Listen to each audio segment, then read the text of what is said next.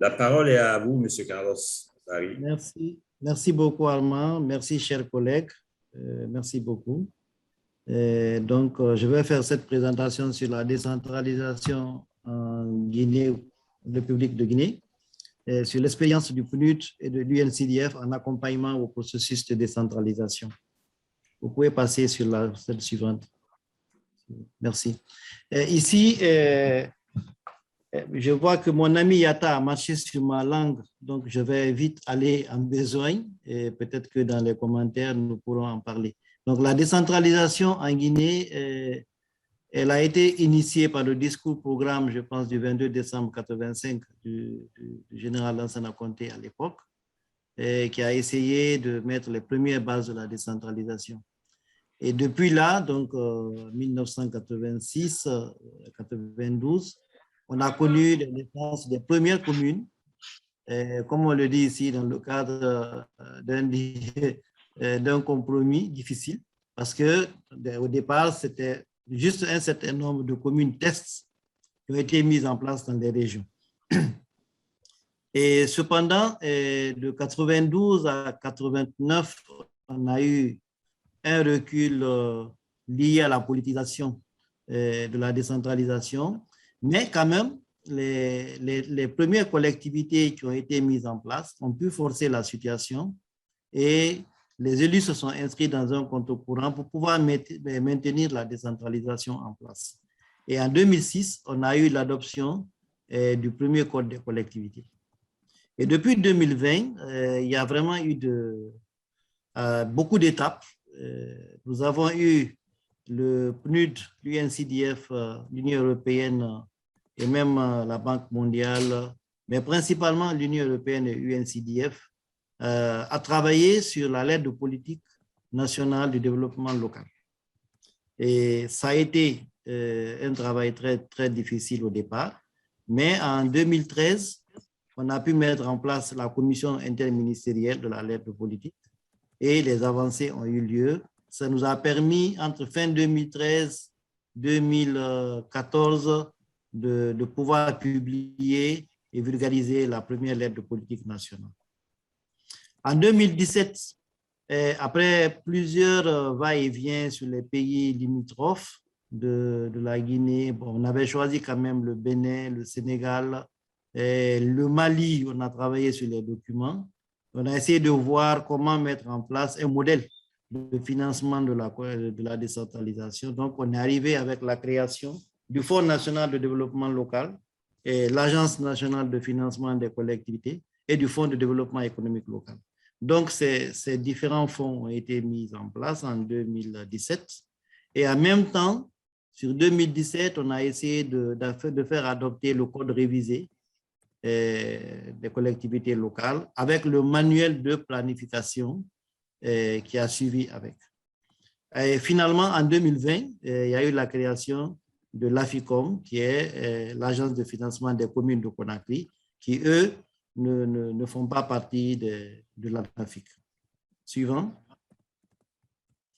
Et les réformes majeures, donc, on s'est retrouvé au départ avec une dizaine de communes au départ, et finalement, aujourd'hui, on a 362 communes locales, dont 39 communes urbaines et 323 communes rurales. Récemment, on a eu une vingtaine de communes qui ont été mises en place l'année dernière, en 2020. Donc, sur les compétences que Yata et le professeur Guy ont dû expliquer dans leur intervention, la Guinée aussi a transféré 14 domaines de compétences aux collectivités, mais qui en réalité ne sont pas complètement effectifs. Il y a juste 2 ou 3 ou 5 qui sont, mais on va en parler plus tard, vous le verrez devant. Donc, les conseils communaux sont élus au scrutin de liste à la représentation proportionnelle pour un mandat de 5 ans renouvelable. Bon, ça, c'est effectif. Et actuellement, il y a ils sont en place jusqu'à la prochaine élection. Donc, ceux qui sont maintenant auront, avec la phase d'exception que nous avons, un mandat écourté. Suivant.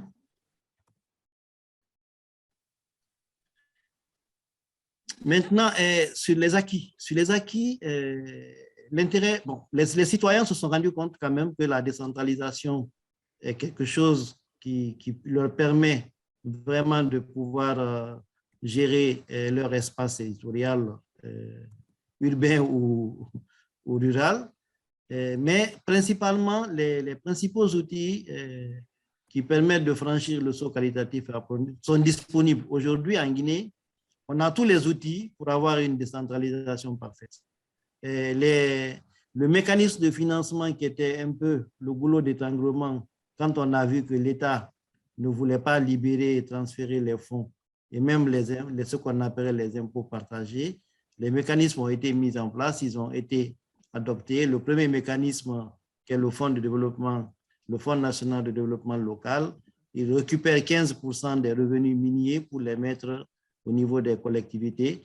Et ça répond un peu à l'explication du professeur Guy. Ils ont essayé de mettre en place une clé de répartition, pas une péréquation, mais plutôt une clé de répartition pour permettre à toutes les collectivités, celles qui ont l'externalité des mines ou qui sont directement impactées, à pouvoir être nantis de ces fonds. Donc, il y a le fonds de développement local qui, elle, est destiné directement aux communes qui sont de la zone d'exploitation des revenus miniers pour pouvoir financer la décentralisation. C'est un palliatif par rapport, comme disait Yata tout à l'heure, par rapport aux fonds qui devaient venir aussi de l'État. C'est juste un palliatif.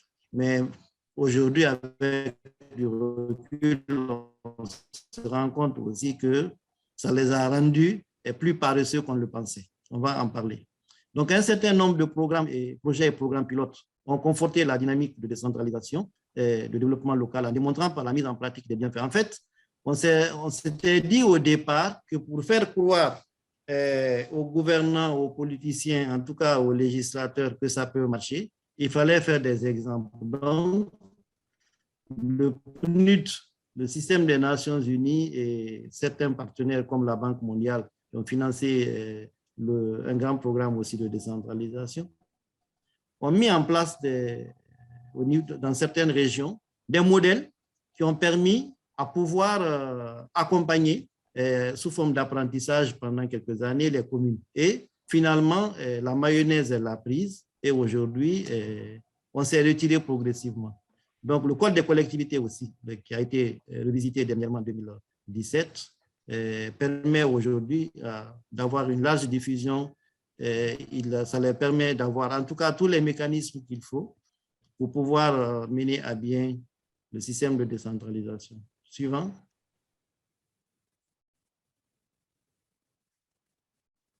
Maintenant, pour ce qui est des faiblesses, là, je vais toujours citer Yata parce que c'est l'intervenant qui m'a précédé. Et voilà, c'est les questions de transfert de compétences parce que les compétences sectorielles n'ont pas suivi, à part l'État civil. L'Union européenne, même l'AFD et le système des Nations Unies ont essayé au moins de faire, dans le cadre de la lettre de politique et les outils de cette lettre de politique, de faire passer au moins deux sectoriels qui étaient l'éducation et le ministère de la Santé pour pouvoir vraiment les décentraliser en faisant 2 tests à 150 km de Conakry. Malheureusement, la santé a accepté un moment, l'éducation n'a jamais accepté. Mais imaginez-vous qu'un enseignant qui est à 1000 km de Conakry, il est posté à 1000 km de Conakry, il est payé à Conakry. S'il ne rejoint pas son poste à Lola ou bien à la frontière de Danané, là-bas en Côte d'Ivoire, partie guinéenne, il va continuer à recevoir son salaire même s'il n'est pas parti. Et c'est les problèmes actuellement que les gouvernants actuels sont en train de régler. Alors donc, on a eu du mal à pouvoir vraiment avoir les compétences transférées. Les ressources financières, c'est un peu la même chose. Il y a une inadéquation totale entre les prélèvements, entre ce que nous avons, les missions dévolues, entre par exemple la Direction nationale des impôts, la direction préfectorale et les collectivités. Par exemple, au moment du rôle, soit les collectivités ne sont pas informées, ils ne sont pas conviés, et finalement, on leur donne les miettes sans que d'ailleurs personne ne sache comment, sur quelle base les choses ont été négociées. Dans certaines communes où il y a des élus qui sont très éclairés, ça commence à bien marcher. Dans certaines communes où c'est encore l'État qui est vraiment aux commandes, on a des élus faibles, bon, c'est la même pagaille continue. Et récemment, je viens d'une mission sur une étude d'espace fiscal sur 10 communes. On s'est rendu compte de cette disproportion entre les communes qui ont des élus qui sont bien informés, très dynamiques, qui arrivent quand même à faire respecter un peu la Direction nationale des impôts. Qu'on a aussi approché, on s'est rendu compte que la lecture que la Direction nationale des impôts se fait de ses compétences transférées est totalement différente de ce qui est dans le code. Ils ont encore le code, comment on appelle ça, des impôts qu'ils ont aussi bien rénové, mais en réalité, il n'y a pas de lien entre les deux codes. Et sur les ressources humaines, par exemple, en Guinée, l'État transfère deux cadres, prend en charge 2 cadres, un secrétaire général et un receveur communautaire, c'est tout. Donc, et le reste, c'est les élus qui sont là, qui se démerdent avec des compétences techniques qu'ils peuvent avoir dans leur commune. Sur ce qui est, par exemple, de la fonctionnalité des organes, on a essayé de faire une analyse, une étude sur 10 communes. On s'est rendu compte, et ça, ce qui est là sort de là, les organes délibérants sont pleinement fonctionnels, mais deux fois dans certaines communes, bon, même s'ils sont fonctionnels, mais ils ne sont pas inscrits dans les registres. En termes de gouvernance, il y a quand même eu beaucoup de progrès, mais il y a aussi des progrès nécessaires afin de continuer à combler le fossé entre les élus et les citoyens, parce que une fois que les gens ils sont élus, la campagne électorale est passée, immédiatement, le peuple n'est jamais plus mis à contribution ou il y a presque pas de redevance en matière d'information sur ce qui est en train de se faire au niveau de certaines communes. L'administration territoriale et les services techniques, par exemple, en matière de gestion, bon, là aussi, on vient de voir récemment sur ces 10 communes que les services déconcentrés qui sont censés les appuyer pour la production des services, ils sont sur place, mais souvent, soit ils ne jouent pas leur rôle ou ils ne sont même pas sollicités par les communes, alors qu'ils sont à quelques microns de leur service. Voilà la réticence des ministères sectoriels, là on en a parlé. Et le problème principal, le goulot d'étranglement aujourd'hui, pour ce qui nous concerne, vient de là. Si on arrive, bon, mais nous sommes c'est en cours, peut-être que les choses vont aller. En tout cas, aujourd'hui,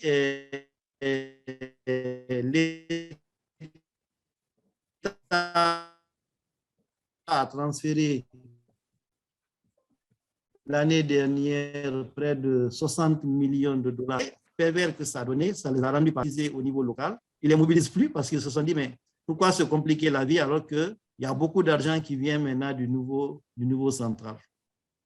Voilà. En tout cas, ça a été contre-productif au point de vue légal. Suivant, on est presque à la fin. Voilà, en suivant, les expériences maintenant en matière de décentralisation du PNUD des UNCDF. Voilà l'évolution programmatique depuis un certain nombre d'années. Donc, UNCDF a démarré en Guinée dans les années 80, juste après le PNUD en 1973. Donc, de 80 à 2000, on a mis en place en Guinée des projets de développement qu'on appelait souvent projets de développement rural. Mais UNCDF a essayé de faire un petit rajout en mettant la pré-décentralisation. Vous voyez la décentralisation venir, on s'est dit, bon, il faut commencer partout, on met un programme de développement rural avec le ministère de l'Agriculture. On essaye de greffer des pré-communes. On l'a testé en Guinée-Bissau, bon, finalement là-bas ça a été abandonné. Ici, ça a marché. Donc, il y a eu des pré-communes qui ont commencé très tôt, avant même la première initiation dans les années 92.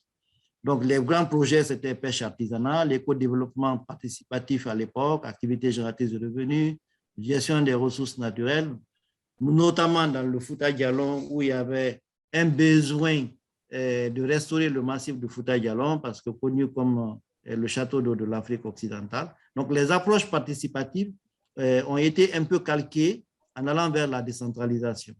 Donc, de 2001 à 2015, il y a eu maintenant des vrais programmes d'appui à la décentralisation dans le cadre de la maîtrise d'ouvrage local, renforcement des capacités. On s'est rendu compte qu'avec la décentralisation qui avançait, il y avait des problèmes. Il fallait que les communes soient formées. Donc, c'est là où le FENU, à l'époque, UNCDF maintenant, a apporté les systèmes d'allocation de financement avec le Fonds de développement local et l'élaboration du DEL, du développement économique local, au niveau des collectivités. Donc, on a essayé de mettre des assistants techniques, des secrétaires techniques, des animateurs, comme le nom change d'un pays à l'autre, pour les aider. Et d'ailleurs, maintenant, ils ont carrément adopté le nom ADL. Il y a un agent de développement. Donc, c'est un peu le troisième qui vient. Il vient d'être juste pris en charge par l'État. Avant, c'est les projets qui le prenaient en charge.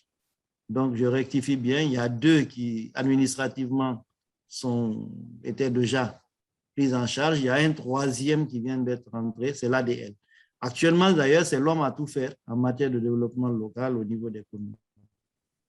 Et depuis 2015, donc, on a évolué avec les innovations sur les introductions de nouveaux concepts, principalement l'élaboration des plans locaux de sécurité, ça, le long des frontières Sierra Leone et Côte d'Ivoire, par exemple. Armand est un peu spécialiste là-dedans.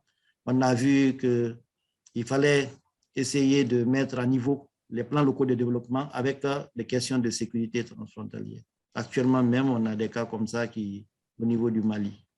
Donc, il y a les partenariats stratégiques, l'introduction de LFI, la finance locale inclusive, et puis les questions stratégiques sur les secteurs privés, avec les financements des fondations, et voir aussi les sociétés minières, parce qu'on s'est rendu compte que les mines allaient partir sans avoir financé aucun développement au niveau des communautés bénéficiaires riveraines, mais aussi des communes qui les abritent. Voilà, et tout cela, donc UNCDF et le PNUD aujourd'hui sont reconnus quand même comme des partenaires techniques de premier choix dans l'appui aux collectivités locales. Ça se confirme, nous sommes souvent sollicités par les différents gouvernements qui sont passés.